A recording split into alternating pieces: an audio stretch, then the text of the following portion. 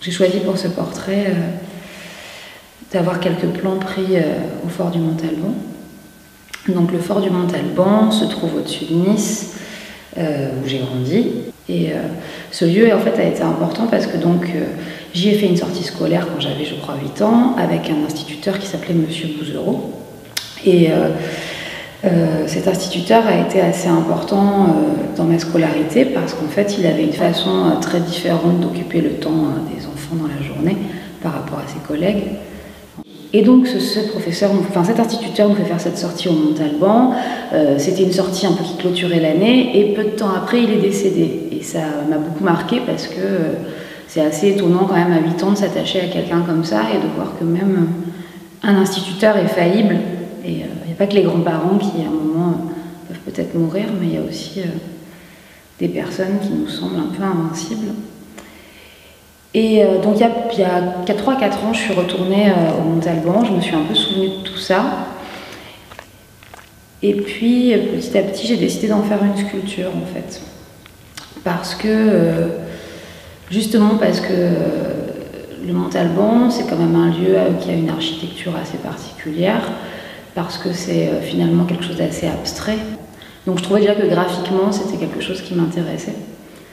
Et puis justement parce que c'était un élément très symbolique quand je suis dans la ville qui me permet de symboliser un peu cette évasion que je pouvais avoir de là-haut et inversement quand on est là-haut, regarder la ville du dessus. Et il y a ce changement d'échelle en fait qui est très important parce que finalement ça nous permet un peu de dominer le monde et de voir tout ce qui se passe au loin en beaucoup plus petit.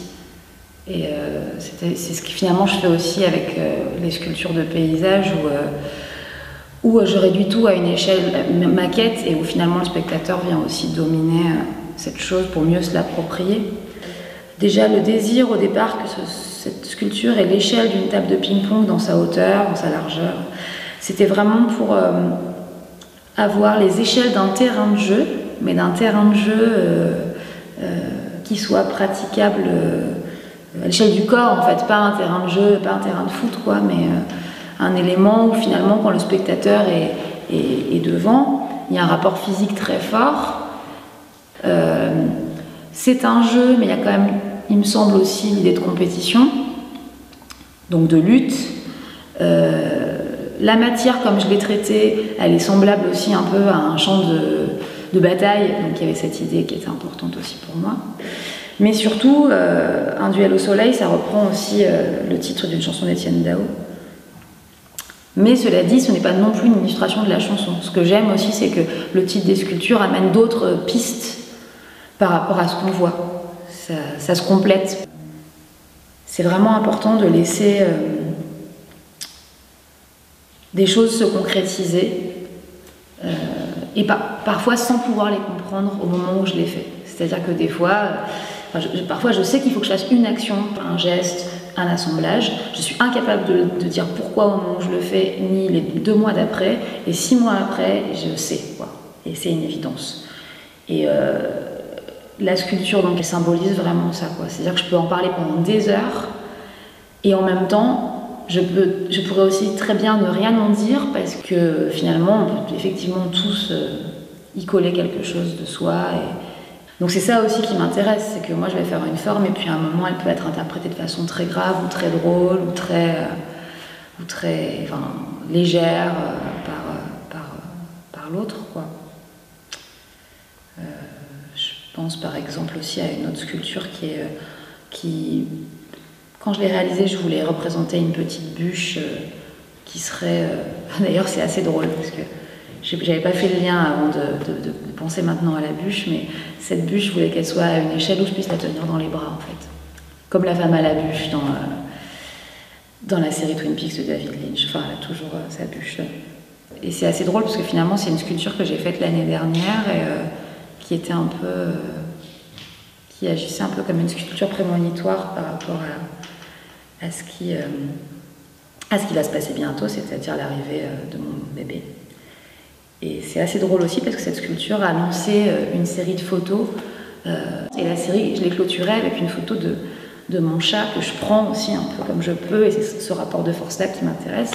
Donc clôturer cette série de photos avec mon chat dans les bras, pour moi, c'était aussi pour donner un peu une clé de compréhension du travail, où j'ai un côté, enfin, jusqu'à présent, en tous les cas, même si je leur laissais avoir leur vie propre, et même si je suis de plus en plus dans l'acceptation de quand je les fabrique et quand elles sont au début dans l'atelier, j'ai ce rapport un peu maternel. Maintenant, avec l'arrivée du bébé, je ne sais pas du tout comment ça va se passer. Peut-être que, au contraire, je vais avoir un rapport beaucoup plus froid avec les formes, ou peut-être au contraire, je vais m'y attacher différemment. Mais ce qui est excitant dans cette aventure, en tous les cas, c'est que je sais que ça relance encore la machine autrement, quoi. Et il n'est pas question de remplacer ou de substituer quoi que ce soit. Il est juste question de voir les choses évoluer et d'en faire des formes, en fait. Voilà, c'est tout. On va dire que c'est ça, et qu'effectivement, le fait d'arriver ces derniers mois, voire ces 2 dernières années, à laisser leur vie propre aux sculptures, à laisser la matière bouger, à laisser les choses évoluer, à ne plus être la seule personne qui peut installer les sculptures dans les expositions, m'a amené aussi à un état qui fait qu'aujourd'hui je peux lâcher prise et que je peux faire un enfant, parce que je peux aussi accepter de réaliser un être qui va devenir indépendant, devenir autre, avoir sa vie propre et se réaliser lui-même et son moi finalement. Et peut-être qu'avant j'avais vraiment besoin de tout gérer moi, et là il y a cette sensation de devoir accepter, et de devoir accepter que quelque chose m'échappe. Et au niveau sculptural, je trouve ça très intéressant, parce que ça m'amène à des choses complètement à des prises de risques et à des choses que j'aurais jamais envisagées, et au niveau de ma vie aussi, en fait. Donc c'est étonnant, parce que j'ai presque l'impression que c'est le travail qui m'a permis de pouvoir accomplir ça dans ma vie intime, et que j'aurais peut-être pas pu le faire si j'avais pas mis ces recherches-là en place dans le travail.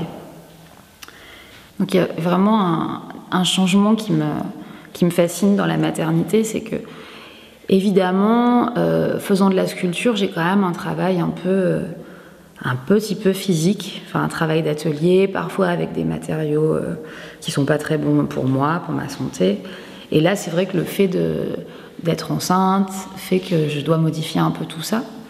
Mais contrairement à l'idée que j'aurais pu avoir il y a quelques années de ces changements, finalement, ce qui est vraiment génial, c'est que ça relance d'autres protocoles de travail, d'autres façons d'envisager les choses, et je dirais même que ça m'amène à penser des pièces qui sont des énormes prises de risques par rapport à ce que je faisais avant, et qui vraiment poussent le bouchon plus loin, en fait. Donc c'est vraiment comme si, finalement, chaque étape de la vie permettait de relancer le travail ailleurs, et pas du tout, et ne l'empêche pas du tout d'évoluer, voire, je dirais même, au contraire, le stimule, et vraiment permettre d'aller plus loin, quoi. Donc, j'imagine que pour la suite, ce sera exactement la même chose, de devoir toujours s'adapter, d'avoir un nouveau cahier des charges, va faire que je vais encore réaliser des choses qui vont être encore plus